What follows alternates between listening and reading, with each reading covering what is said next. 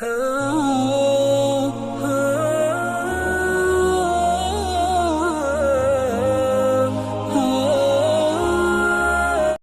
علیکم دوستو، کیسے ہو؟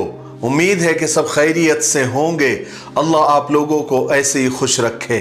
سرکار دو عالم صلی اللہ علیہ وسلم کی پوری زندگی پر بننے والی ویڈیو سیریز جس کا نام محمد سب کے لیے ہے صلی اللہ علیہ وسلم، یہ اس کا 73واں حصہ یعنی پارٹ 73 ہے۔ تھوڑا ہم ریکیپ کر لیتے ہیں کہ ہم نے 72ویں حصے میں کیا سنا۔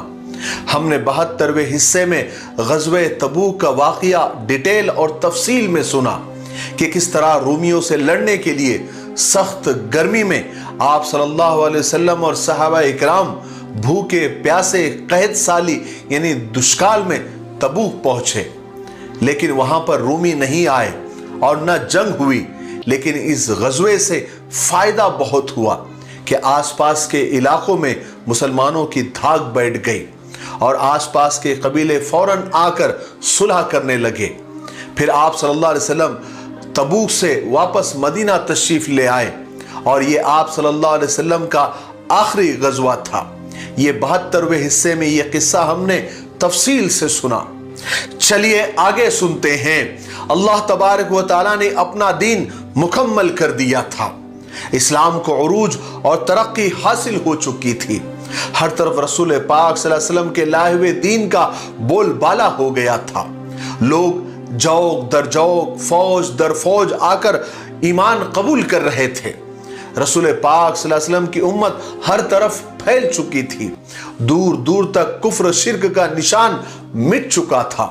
اللہ تبارک و تعالیٰ کی توحید کا پیغام ہر طرف گونج رہا تھا۔ اسلام کی تعلیم اور اللہ کے احکام رسول پاک صلی اللہ علیہ وسلم نے زبان مبارک سے بھی اور اپنے عمل سے بھی پورے فرما دیے تھے۔ حضرت ابوبکر صدیق رضی اللہ تعالیٰ عنہ، حضرت علی رضی اللہ تعالیٰ عنہ کو سن 9 ہجری میں مکہ بھیج کر آپ صلی اللہ علیہ وسلم نے یہ اعلان بھی کرا دیا تھا کہ اس پاک سرزمین پر اب بے ایمانوں کا قدم نہ پڑنے پائے، اس لیے کہ کفر کے دیے اب بجھ چکے تھے اور سچائی کا چراغ جل چکا تھا۔ اب وقت آ چکا تھا کہ رسول اللہ صلی اللہ علیہ وسلم خود حج کے لیے تشریف لے جائے تاکہ خود حج کر کے لوگوں کو دکھلا سکے اور حج کا ٹھیک اور اسلامی طریقہ کیا ہے یہ لوگوں کو بتا سکے۔ چنانچہ رسول پاک صلی اللہ علیہ وسلم نے اسی سال یعنی سن 10 ہجری میں حج کا ارادہ فرمایا۔ ہر طرف اعلان کر دیا گیا کہ اس سال خدا کے نبی حج کے لیے تشریف لے جا رہے ہیں۔ ہر طرف سے لوگ ساتھ آنے لگے اور آ کر جڑنے لگے۔ آخر 25 ذی قعدہ سن 10 ہجری بروز سنیچر کے دن آپ صلی اللہ علیہ وسلم 1 لاکھ صحابہ کے ساتھ مدینہ سے روانہ ہوئے اور 9 دن بعد یعنی 4 ذی الحجہ سن 10 ہجری کو بروز اتوار کے دن آپ مکہ میں داخل ہوئے۔ اس مبارک سفر میں آپ صلی اللہ علیہ وسلم کے ساتھ آپ کی تمام ازواج مطہرات یعنی 9 بیویاں اور 1 صاحبزادی یعنی حضرت فاطمہ رضی اللہ تعالیٰ عنہ ساتھ تھی۔ حضرت علی رضی اللہ تعالیٰ عنہ جو کہ یمن گئے ہوئے تھے وہ سیدھا مکہ پہنچ کر اس مبارک قافلے میں شامل ہو گئے۔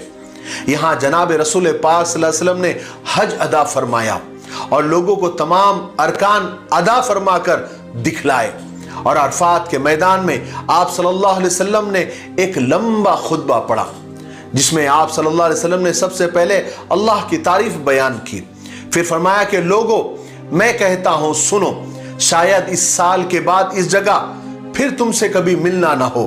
اے لوگوں، تمہاری جانیں تمہارا مال آپس میں ایک دوسرے پر حرام ہے جیسے کہ یہ مہینہ اور یہ دن حرام ہے۔ جاہلیت کی تمام باتیں میرے قدموں کے نیچے ہیں۔ پہلے میں عباس ابن عبد المطلب کا سود باطل کرتا ہوں اور جاہلیت کے تمام خون معاف ہے۔ سب سے پہلے میں ربیعہ بن حارث بن عبد المطلب کا خون معاف کرتا ہوں جو کہ بنی حزیل پر ہے۔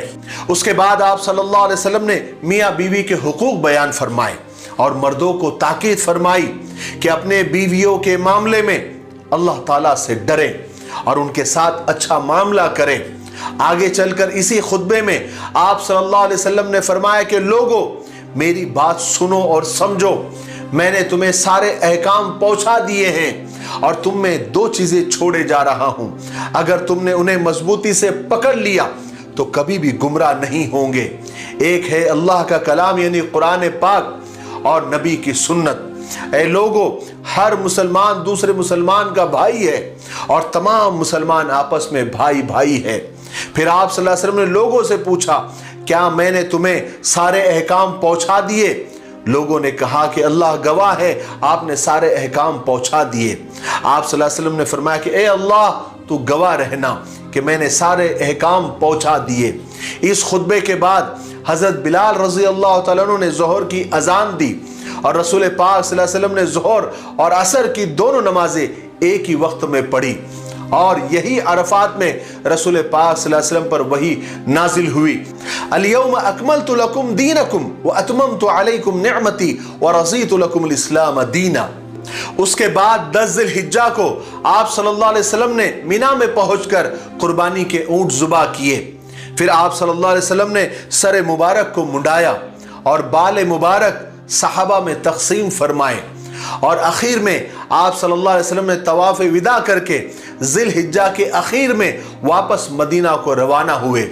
راستے میں آپ صلی اللہ علیہ وسلم غدیر خم کے مقام پر آپ نے خطبہ دیا، جس میں آپ صلی اللہ علیہ وسلم نے پھر آپ کے وفات کا زمانہ قریب آنے کی طرف اشارہ فرمایا۔ اس خطبے میں آپ صلی اللہ علیہ وسلم نے سب کو حضرت علی رضی اللہ تعالیٰ عنہ اور اپنے گھر والوں سے محبت کرنے کی ہدایت بھی فرمائی۔ آخر ذی الحجہ سن 10 ہجری میں آپ صلی اللہ علیہ وسلم مدینہ پہنچے اور چند دن کے بعد ہی سن 11 ہجری شروع ہو گیا تھا۔ اس طرح آپ صلی اللہ علیہ وسلم نے نبوت کے صرف 23 سال میں سارے عرب کی کایا ہی پلٹ دی۔ وہ عرب جو ساری دنیا کی برائیوں اور گندگیوں کا مرکز تھا، جہاں انسانوں کے بھیس میں جانور رہا کرتے تھے، جہاں کے لوگ سب سے زیادہ جاہل اور پسماندہ تھے، رسول پاک صلی اللہ علیہ وسلم نے وہاں ایک ایسا روشنی کا مینار جلایا جس کی نور کی کرنوں سے ساری دنیا جگمگا اٹھی۔ مکہ ساری دنیا میں سب سے زیادہ مقدس جگہ ہے، اس لیے کہ وہاں اللہ کا گھر ہے، بیت اللہ ہے، جس کو مشرک بھی اپنا کعبہ سمجھتے تھے، اس کا حج اور طواف کرتے تھے، مگر اسی مقدس جگہ کو مشرکوں نے کفر اور دوسری گندگیوں کا اڈا بنا ڈالا تھا۔ انہوں نے اس گھر کو پاک نماز اور خدا تعالیٰ کے ذکر سے آباد کرنے کے بجائے پتھر کی بے جان تصویروں سے آباد کر رکھا تھا۔ انہوں نے خدا کے گھر کو، جو کہ پوری دنیا کا مرکز ہے، طرح طرح کی بدکاریوں اور گناہوں سے سجایا تھا۔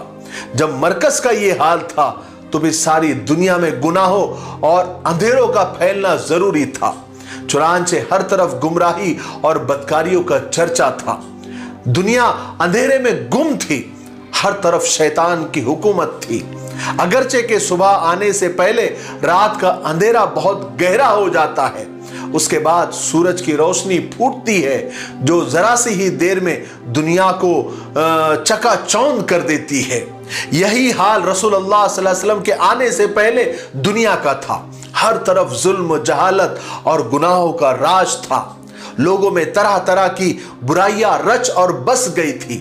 اچانک نور کی ایک کرن پھوٹی، دنیا کا سب سے بڑا انسان ان اندھیروں سے لڑتا ہوا سامنے آیا، جس کے ہاتھ میں ایمان اور سچائی کی قندیل روشن تھی۔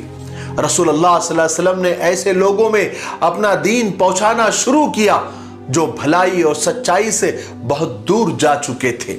آپ صلی اللہ علیہ وسلم حالانکہ جانتے تھے کہ یہ لوگ بھلائی کی بات سن کر ایک دم بھڑک اٹھیں گے اور جان تک لینے کی کوشش کریں گے، مگر آپ صلی اللہ علیہ وسلم کو اللہ تعالیٰ کے وعدے پر بھروسہ تھا کہ آپ ایک دن ضرور کامیاب ہوں گے۔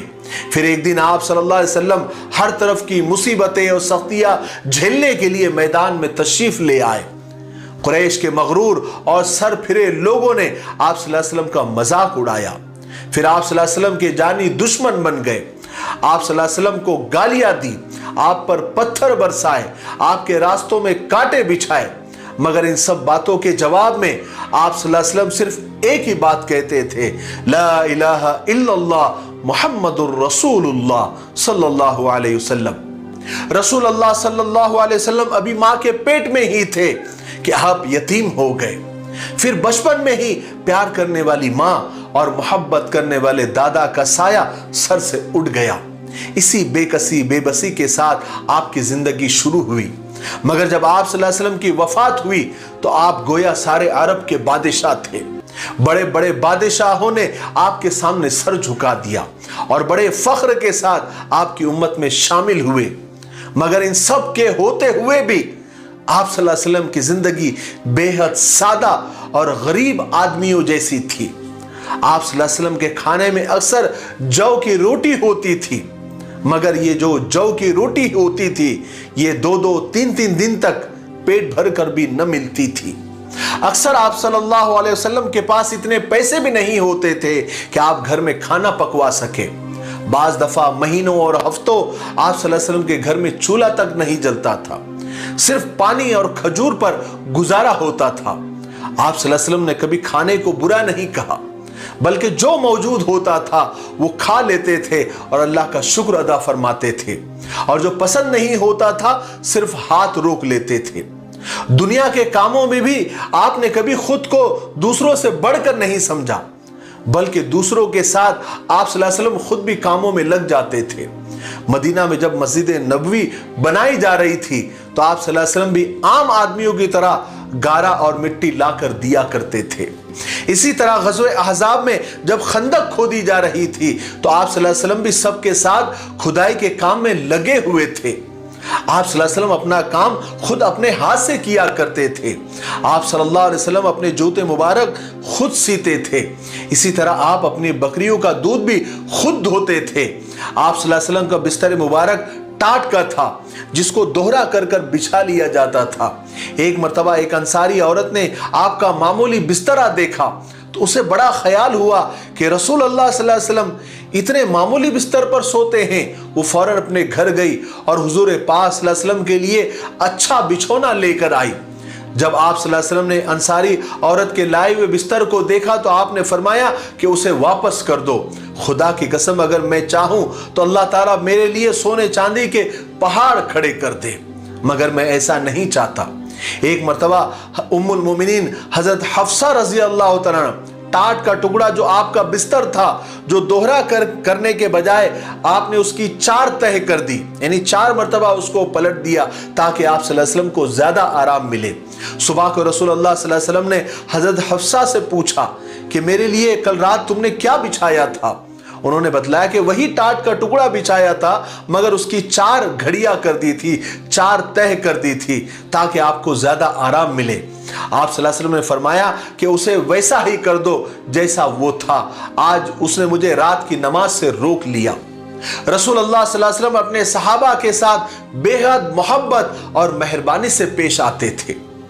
जब किसी से मिलते तो हमेशा सलाम में पहल किया करते थे। सहाबा में से जब कोई बीमार हो जाता था तो आप सल्लल्लाहु अलैहि वसल्लम तबीयत पूछने खुद तशरीफ ले जाते थे, और आप सल्लल्लाहु अलैहि वसल्लम कभी किसी की बात को नहीं काटते थे। जब दूसरी की बात पूरी हो जाती थी तब आप बोलते थे, और किसी की कोई बात अगर आपको नापसंद होती थी तो आप उसको इस तरह से मना नहीं करते थे जिससे उसको शर्मिंदगी हो, बल्कि आप हमेशा यूं फरमाते थे कि लोगों को क्या हो गया है कि वो ऐसा कहते हैं। आप सल्लल्लाहु अलैहि वसल्लम कभी किसी को नाम लेकर नहीं कहते थे, बल्कि ये फरमाते थे कि फला आदमी को क्या हो गया है कि वो ऐसा कहता है। रसूल पाक सल्लल्लाहु अलैहि वसल्लम जब मजलिस में तशरीफ लाते थे तो लोग ताज़ीम में खड़े हो जाते थे तो आप उनको रोक देते थे और फरमाते थे कि इस तरह मेरे लिए खड़ा मत हुआ करो जिस तरह आजमी एक दूसरे की ताज़ीम में खड़े होते हैं। हुजूर पाक सल्लल्लाहु अलैहि वसल्लम अपने सहाबा का इतना एहतराम फरमाते थे कि आप उनका नाम नहीं लेते थे, बल्कि किसी लक़ब और पसंदीदा नाम से उनको पुकारते थे। आप सल्लल्लाहु अलैहि वसल्लम इतने उम्दा अखलाक के मालिक थे कि जो एक दफा आप सल्लल्लाहु अलैहि वसल्लम से मिल लेता था तो आप ही का दम भरने लगता था। आप सल्लल्लाहु अलैहि वसल्लम फरमाते थे कि पहलवान वो नहीं जो दूसरों को पछाड़ दे, बल्कि पहलवान वो है जिसे गुस्से के वक्त अपने पे काबू रखना आ जाए। आप सल्लल्लाहु अलैहि वसल्लम का फरमान ये है कि तुम में सबसे ज्यादा मुझे वो पसंद है जिसके अखलाक सबसे ज्यादा अच्छे हो। आप सल्लल्लाहु अलैहि वसल्लम अपने गुलामों, अपने बांदियों से इतनी ज़्यादा मोहब्बत और इतने ज़्यादा इज्जत से उनके साथ पेश आते थे कि मालूम होता था कि वो आपके गुलाम नहीं बल्कि रिश्तेदार हैं। आज के लिए इतना काफी है, इसलिए अब हम यहीं पर रुकते हैं क्योंकि वीडियो अब ज्यादा लंबा हो रहा है। आने वाले 74वें हिस्से में यानी पार्ट 74 में हम आप सल्लल्लाहु अलैहि वसल्लम के विसाल का और वफात का और इस दुनिया से पर्दा फरमाने का वाकया हम तफसील से सुनेंगे। चूंकि अब 1-2 पार्ट ही बचे हैं, इसलिए आप इस सीरीज के वीडियोस को जरा गौर से देखें। डिस्क्रिप्शन में सारे वीडियोस के लिंक मौजूद है और हमारे प्लेलिस्ट में भी आप जाएंगे, वहां पर भी एक फोल्डर बना हुआ है मोहम्मद सब के लिए सल्लल्लाहु अलैहि वसल्लम, वहां पर भी सारे वीडियोस आपको मिल जाएंगे।